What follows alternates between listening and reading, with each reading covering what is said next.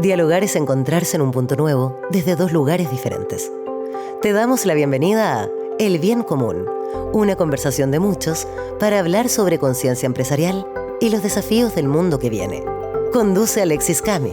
En el programa de hoy conversamos sobre la educación técnico-profesional y su impacto en la sociedad, con Pía Cubillos, directora de Cauce INACAP, y con Cristian Lincovil, secretario ejecutivo de Educación Media Técnico-Profesional del Ministerio de Educación.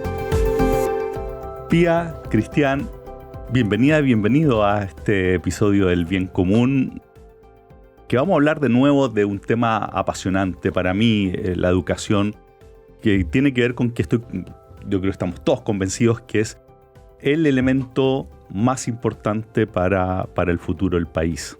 Si mejoramos la educación, entonces podemos pensar en un muy buen futuro, y particularmente hoy día que vamos a hablar de educación técnica profesional.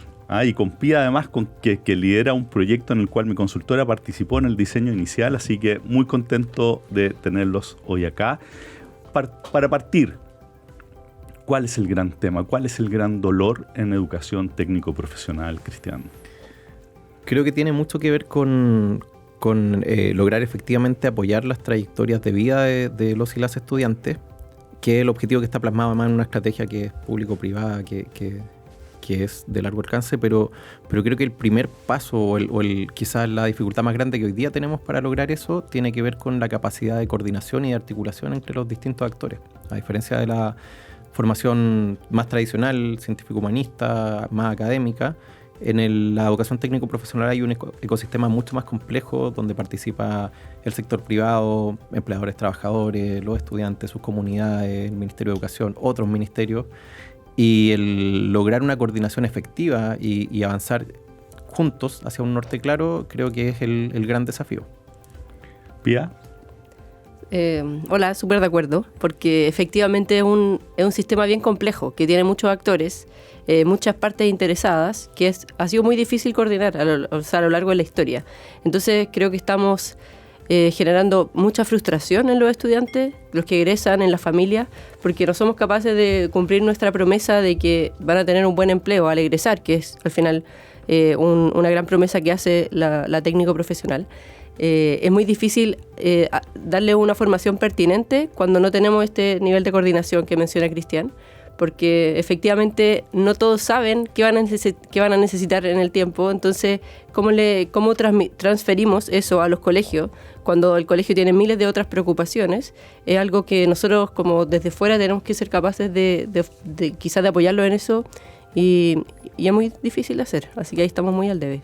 Bueno, vamos a conversar sobre cuáles son esos cuellos de botella y solamente como contexto el por qué quería partir por el dolor, el dolor social que estamos enfrentando. Tiene que ver con que desde el Observatorio de la Conciencia Empresarial nosotros estamos muy convencidos y creo que hay mucho consenso en que el mundo cambió profundamente y necesitamos redefinir la forma en que nos relacionamos, cómo las distintas partes y los distintos entes dentro de la sociedad colaboran en torno a un bien común. En particular, nosotros creemos que el camino es a través particularmente en el ámbito de las empresas, es a través de la conciencia empresarial. Y creemos que hoy día las empresas necesitan evolucionar, y en el tiempo hacia atrás, en las últimas décadas sobre todo, uno estudiaba en la universidad y decía, bueno, la función objetivo es maximizar utilidades, ¿cierto? Eso era típicamente lo que uno aprendía, y eso hoy día no es suficiente. Hoy día necesitamos que las empresas también colaboren con el medio ambiente, con la sociedad, a través de la suscripción de un propósito superior. Y el propósito que es un tema que está muy manoseado hoy día porque está de moda. Para nosotros el propósito tiene necesariamente que ver con que es un anhelo para mitigar un dolor social. Por eso que partimos por el concepto cuál es el dolor social, cosa que las empresas puedan conectarse en su quehacer en términos de mitigar algún dolor. En este caso estamos hablando de la educación técnico-profesional. Y la buena noticia además que la evidencia muestra que las empresas son más rentables cuando van en este camino, aun cuando requieren hacer una inversión, ¿cierto?, para transformar el modelo de negocio a lo que nosotros llamamos un modelo de valor. Y con ese contexto, Cristian, nuestra visión es que el Estado no alcanza, y que no alcanza para resolver todos estos dolores. ¿Cómo ves tú el trabajo y el aporte de las empresas en este ámbito? No, por supuesto que la educación en particular, no solo la educación técnica, es una tarea país, es una necesidad. Tenemos ahí la necesidad de colaborar todos y todas, y en particular en la educación técnico-profesional, sin duda, no solo, yo no diría que el Estado no alcanza en términos necesariamente de las capacidades de hacerse cargo, sino que no alcanza porque no es suficiente la voz del Estado en definir la educación técnico-profesional. Nosotros, de hecho, ya en 2016 se forma un consejo asesor de formación técnico-profesional. En ese momento la presidenta Bachelet lo mandata a la creación de este consejo, que está compuesto por hoy día 5 ministerios, representantes de los grandes empleadores, de los pequeños y medianas empresas, de las empresas cooperativas, de los trabajadores, de las instituciones formadoras. Tenemos por fin un docente también ahí representando a la educación media técnico-profesional, y que tiene el mandato de construir una estrategia nacional de formación técnico-profesional. Yo creo que ese es el primer paso en que demuestra que no solamente se trata de lo que podamos hacer en el día a día en los establecimientos en conjunto con el sector privado, con los empleadores, con los trabajadores, sino que el trabajo mancomunado tiene que partir desde definir el horizonte. Y ahí... Desde el diseño. Desde el diseño. Y ese horizonte hoy día está claro. ¿Y cómo va esa conversación? ¿Está el espacio de confianza para que se digan las cosas que se necesitan decir y se lleguen a acuerdo? ¿Cómo ha sido la evolución? Sí, sin duda. Esto, yo diría que lo primero es decir que esto ya tiene visos de una política de Estado. O sea, esta es una instancia que parte del 2016. La primera versión de esta estrategia se plantea en el 2018, hay una actualización en el 2020 y por ley, esto ya está consagrado por ley, nos toca a nosotros publicar una nueva actualización en el 2025. Y desde la primera versión está claro que el objetivo de la educación técnico-profesional, el propósito, como decíamos, ya hay un acuerdo en que ese propósito tiene que estar puesto en los y las estudiantes, fundamentalmente, y en su capacidad de desarrollar trayectorias de vida que mezclen la educación, el trabajo, la vida personal y social. Y de hecho, siempre en concordancia con el desarrollo del país, con mayor equidad, eso está plasmado. Hoy día hemos tenido ya 3 sesiones del Consejo, tenemos además un trabajo, ahí les puedo dar más detalles después, también operativo en términos de hacer una suerte de iniciativa prototipo en la región de Magallanes en torno al hidrógeno verde. Y en eso estamos hoy día. De hecho, a fin de mes tenemos que presentar al Consejo una propuesta ya de actualización de la misión, de la visión, de los principios de la educación técnico-profesional, y yo estoy convencido que esa es la base. Desde ahí podemos ver qué rol juega cada uno de nosotros de acuerdo a las atribuciones que tiene, a las responsabilidades que tiene, para que ese sueño de tener una formación técnica que desarrolle la diversidad de talento y capacidades de las personas a lo largo de su vida, efectivamente se haga realidad. Pía, ¿podrías contar un poquito sobre Cauce y cómo, de hecho, en el origen, cuando a través de la consultora apoyamos este proceso, parte importante era esto de conversar entre personas distintas que están de distintas veredas, porque se requiere mucha colaboración? ¿Podrías contar de qué se trata Cauce y cómo la colaboración está presente? Claro. Cauce es una iniciativa que nace desde la CPC, nace desde empresarios que buscan, después del estallido social, de hecho, buscan cómo desde la empresa pueden aportar a que haya mayor cohesión social. O sea, engancha muy bien con el propósito que mencionas del observatorio, porque justamente cómo desde la empresa podemos aportar a compartir el propósito. O sea, el fin de la empresa no es maximizar utilidades, sino lograr una mayor cohesión en la sociedad. Y entonces así, desde ese momento, que 2019, nace un periodo de investigación para ver dónde la empresa puede apoyar, conociendo cómo da su expertise, dónde puede aportar mayor valor. Y ahí, a través de hecho del trabajo con ustedes, se define que es a través del apoyo a la formación de estudiantes técnico-profesionales de nivel escolar. Y como la CPC es el sostenedor de INACAP, le pide a INACAP que operacionalice este sueño y este anhelo que tiene, y así se llega a diseñar este programa donde las empresas abren sus puertas y se preocupan de la formación de jóvenes técnicos en las mismas dependencias de la empresa. Y por eso es tan importante ahí la colaboración, porque obviamente esto sí que tiene que ser la voluntad de todos. De hecho, en el trabajo con la consultora se conformaron mesas donde participaron, o sea, la mayor variedad de personas y de opiniones, porque efectivamente para que todos los estudiantes, que es el sueño, todos los estudiantes de los colegios de nivel escolar, técnico, profesionales, puedan egresar con competencias que después sean valoradas para que tengan exitosas trayectorias en lo que deseen hacer.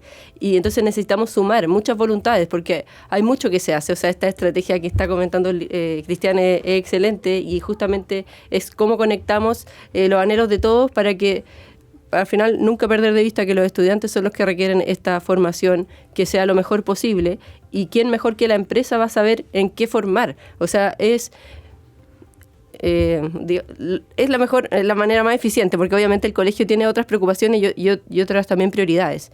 Entonces la empresa es la que puede decir, puede explicar y puede incluso hacerse cargo de esa formación, y eso entonces es lo que estamos promoviendo. ¿Y cómo va? Vamos bien, el 2023 recién fue nuestro primer año de implementación a mayor escala. INACAP es gigante, entonces pudimos trabajar con todas las sedes de INACAP, convocamos a 50 empresas y un poco más de 500 estudiantes hicieron pasantías en empresas, que justo en otro episodio se ha hablado de los beneficios que tienen estas pasantías. Pero ya el 2024 todo se está duplicando, o sea, son 100 empresas, 1.200 estudiantes que van a hacer pasantías, porque efectivamente el sueño es convocar y que todas las empresas, lo bueno es que esto no es un problema imposible, como de repente en educación tomamos como unas cruzadas medias del Quijote, acá no es imposible, porque son más o menos 80.000 estudiantes en cuarto medio, y si cada empresa grande, que son unas, no sé, 15.000, un poco más de 14.000, si cada empresa toma 3 estudiantes y se compromete con formar a 3 estudiantes, efectivamente logramos resolver el problema. Entonces, es un tema de voluntad. Sí, y hay harta esperanza, hay harta como muchos empresarios de verdad tomando esta posta y haciéndose cargo y abriendo las puertas de sus empresas. Sí, Cristian, ¿cómo? Ahí haría un matiz. Dale. Un matiz. Yo creo que así como el Estado no alcanza, y en esta lógica de colaboración y coordinación, la empresa tampoco alcanza a definir qué es lo que se necesita aprender. Porque cuando separamos demasiado el mundo de la formación general y la formación específica en la especialidad, lo que termina pasando es que se vuelven dos mundos aparte para la experiencia del estudiante. Se fragmenta, ¿no? Completamente. Al punto, esto ya es anécdota, pero me ha tocado ver colegios, liceos donde existe una sala de profesores para los profesores del plan general y una sala para los profesores de especialidad, lo que ya habla de una fragmentación entre los mismos docentes que están que trabajan con los mismos estudiantes, que los estudiantes viven esto como un solo proceso en sus vidas. Entonces creo que más bien tiene que ver con lograr una conversación en que lleguemos a acuerdos que consideren tanto lo que se requiere en términos educativos como en términos laborales. Y que también converse, y esta es una conversación que nosotros hemos iniciado y que ha rendido frutos bien potentes con otros ministerios sectoriales que también están mirando estrategias de desarrollo, por ejemplo, con energía, que tiene el Plan Energía 2050. Que se conecte con la estrategia país de desarrollo. Y que en general, y esto ha sido lo virtuoso, los ministerios sectoriales como energía, como agricultura, tienen una conversación constante con el sector productivo. Una conversación que desde el Ministerio de Educación en general es con los gremios, con asociaciones de gremios, pero que cuesta hacer la bajada a cada sector específico. Y esta triangulación de sentar en la misma mesa también a los ministerios sectoriales nos ha permitido tener la conversación mucho más fina, mucho más aterrizada a qué es lo que se requiere. Cristian, y uno escucha de la desconfianza que hay entre el Estado, empresa. ¿Cómo lo ves tú? ¿Es tan así? ¿En educación se da menos? ¿Estamos mejorando? ¿Cómo ves tú la confianza entre como estás diciendo tú, que son tan importantes? Necesitamos a los estudiantes, necesitamos a la empresa, necesitamos al Estado. ¿Cómo está eso?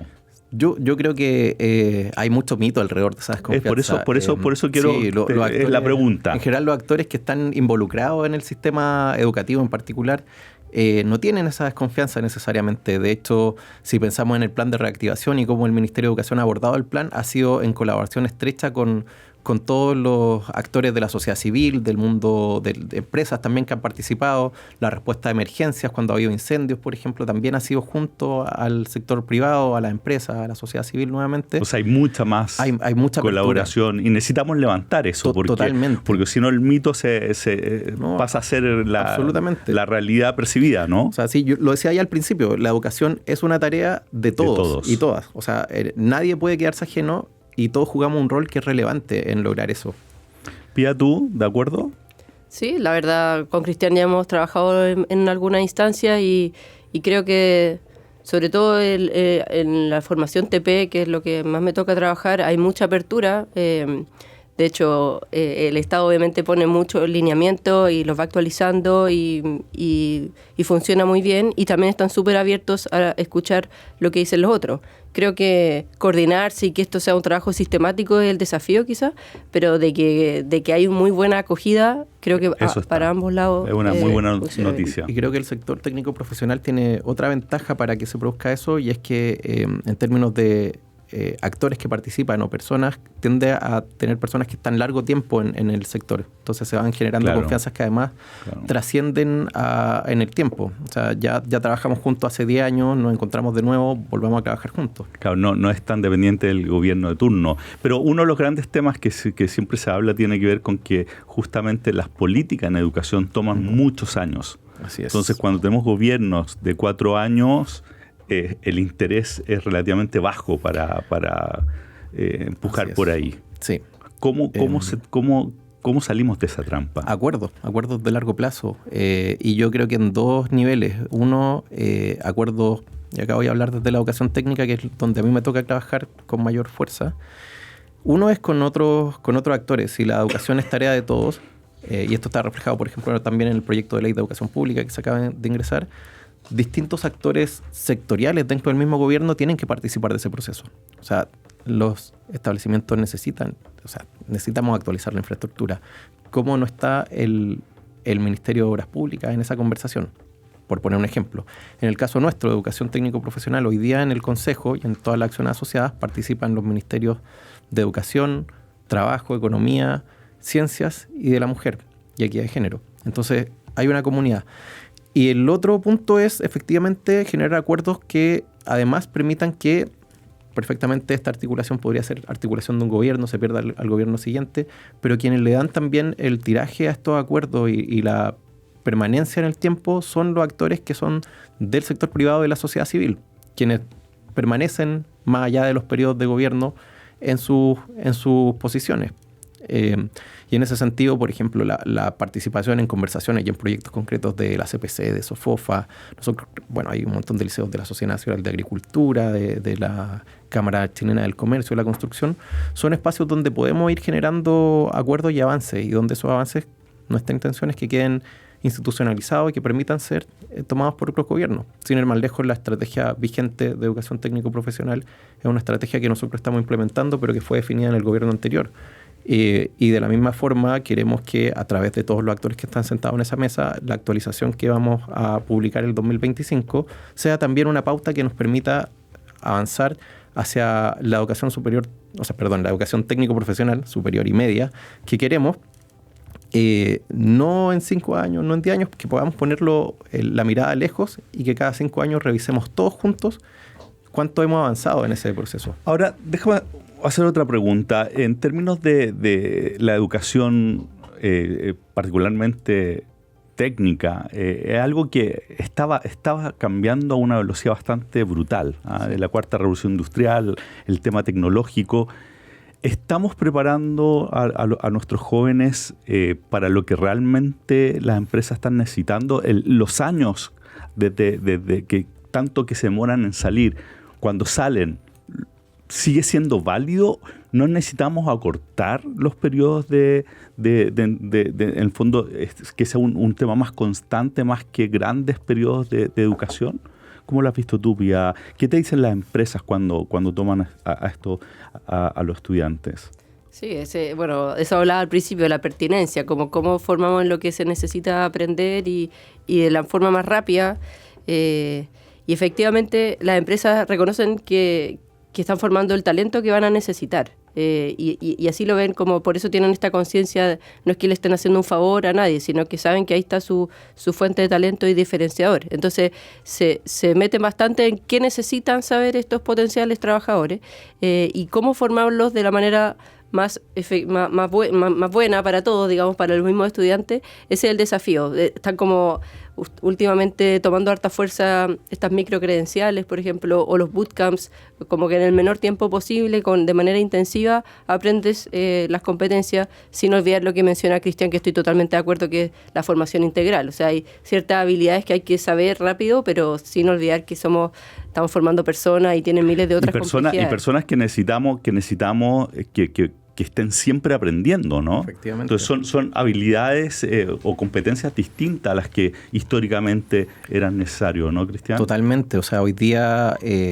una persona va a reconvertirse laboralmente 2 o 3 veces en su vida. Bueno, yo mismo estudio ingeniería y hoy día hago trabajo que podría decir que es más de sociólogo y lo he hecho casi desde que salí. Porque ya no existe claridad sobre cuáles son los puestos de trabajo, las funciones que vamos a tener en el futuro próximo. Y en ese sentido tiene estas carreras largas de un montón de años, ¿tienen sentido hoy día? Hay esfuerzos por modernizarlo, hay esfuerzos de larga data por modernizar la educación superior en particular.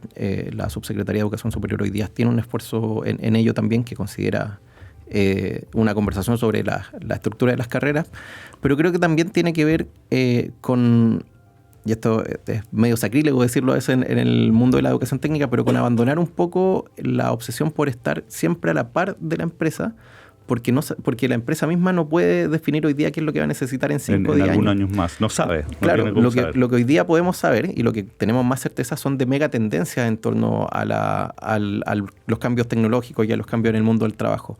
Sabemos que la digitalización es un tema, sabemos que la inteligencia artificial viene como un tema, sabemos también que el trabajo más flexible empieza a ser un punto. Entonces, hacer el esfuerzo de preparar a los estudiantes para ir reconvirtiéndose en el camino y para eso requiere una base de conocimiento sólida que les permita ir tomando esas decisiones. ¿Cómo estamos comparados con el barrio en este ámbito? Con el barrio, digamos, Latinoamérica, sí. Bien. En general, en educación técnica estamos bien. Sí, somos uno de los referentes en educación técnica en Latinoamérica, junto con Colombia, que tiene un trabajo muy fuerte, Brasil también tiene un trabajo muy fuerte en educación técnica, y México también tiene iniciativas bien interesantes, pero en general el resto de los países latinoamericanos miran sobre todo la fortaleza institucional que tiene la educación técnico-profesional en Chile. En otros países ni siquiera existe la idea de un currículum nacional para la educación técnica de nivel medio. O todavía está muy dirigida a obtener un trabajo que sea la posibilidad de salir de la pobreza extrema. En Chile tenemos un sistema educativo que tiene una cobertura prácticamente total. Tenemos una tasa de incorporación a educación superior muy alta. Hoy día más del 50% de los estudiantes de educación técnico-profesional entra a la educación superior. Pasado un par de años ya el 70% está en educación superior y por lo tanto también el entendimiento de este sistema más complejo, estas trayectorias de vida más complejas, es algo que se mira con interés desde otros países. Se acabó el tiempo y les quería pedir para cerrar un mensaje a los líderes empresariales. Si estuvieran escuchando ellos, ¿qué le dirían ustedes en este ámbito? La educación es una tarea país, es un desafío del que depende el bienestar finalmente de la sociedad. Y eso es una tarea de todos. Tenemos que juntarnos, tenemos que conversar, tenemos que generar acuerdos que nos permitan también coordinarnos y no pisarnos los talones muchas veces, no cruzarnos ahí, sino establecer este objetivo final y trabajar juntos de manera articulada y coordinada. Para ir tras el bien común. Así es. ¿Ya? Bueno, para complementar el mensaje de Cristian, creo que es muy importante de verdad la colaboración, abrir caminos y la empresa de verdad comprender que esta es la mejor manera de diferenciarse de su competencia va a ser teniendo a las mejores personas. Y para tener a las mejores personas hay que involucrarse desde jóvenes. Pía, Cristian, muchas gracias por haber venido hoy día a El Bien Común y a ustedes los dejo invitados para el próximo capítulo donde seguiremos hablando de temáticas que son tan importantes para el Chile que se viene. Hasta la próxima semana. Muchas gracias. Esto fue El Bien Común, una conversación de muchos, junto a Alexis Cami. Escúchanos también en la web de Pauta, www.pauta.cl.